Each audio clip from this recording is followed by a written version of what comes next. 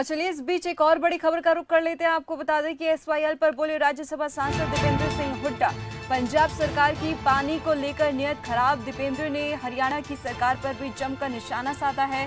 भारत जोड़ो यात्रा एक महत्वपूर्ण यात्रा रहेगी, ये बयान दीपेंद्र हुड्डा का सामने आया है। तो भविष्य के मुद्दों को लेकर कांग्रेस लोगों के बीच जाएगी। राहुल गांधी के नेतृत्व में ये यात्रा कल से शुरू होगी।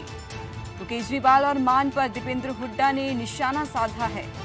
केजरीवाल एसवाईएल के पानी पर अपनी राय को बताएं। तो दीपेंद्र हुड्डा का ये बातें जो हैं कही गई है दीपेंद्र हुड्डा की ओर से।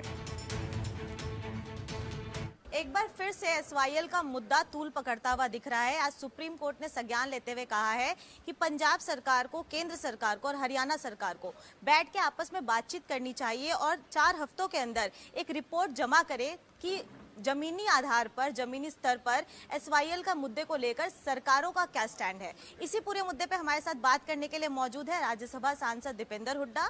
सर, जिस तरीके से एसवाईएल के मुद्दे पर सुप्रीम कोर्ट ने संज्ञान लिया और साफ तौर पर यह बात कही है कि 4 हफ्ते में इस पूरे मुद्दे को लेकर एक रिपोर्ट जमा करे सरकार।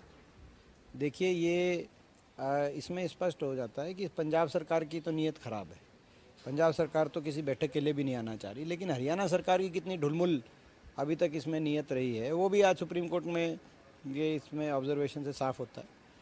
तो बड़े दुर्भाग्य की बात है कि हरियाणा में खट्टर सरकार भी इस पर ढुलमुल रवैया अपना रही है, क्योंकि हरियाणा में कोई राजनीतिक मतभेद नहीं है इस मुद्दे पे। तो एक ऑल पार्टी डेलीगेशन प्रधानमंत्री जी तक जाएं, ये भी एक बात हुई थी, लेकिन खट्टर साहब ने उसके लिए भी समय नहीं लिया। तो दुर्भाग्य बात है। और जो सुप्रीम कोर्ट की आज ऑब्जर्वेशन है उसके अनुरूप आने वाले समय में देखते हैं कैसे काम होगा। पंजाब सरकार लगातार ये दावे कर रही है, या पंजाब में और भी जो दल है ये दावे कर रहे हैं कि पंजाब में पानी तो है ही नहीं, तो पानी हम हरियाणा को दे कैसे। ये तो जब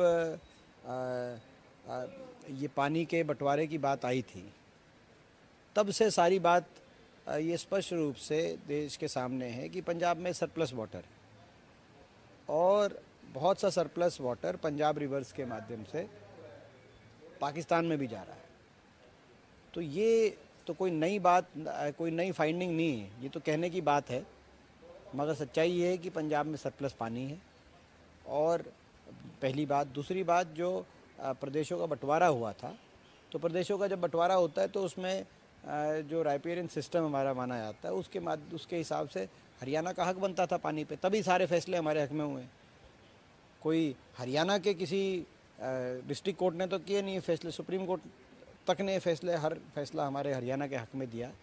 तो सर अब तो इस पर लागू करने की बात है, तो ये गलत है ये जो बात कह रहे हैं पंजाब से। सर, जिस तरीके से मुख्यमंत्री अरविंद केजरीवाल, भगवंत मान हरियाणा जा रहे हैं, हरियाणा के लोगों से बात कर रहे हैं, मुद्दा हरियाणा से जुड़ा हुआ है, पानी का मुद्दा, तो क्या ये मुद्दा भी हरियाणा में उठता हुआ दिखेगा।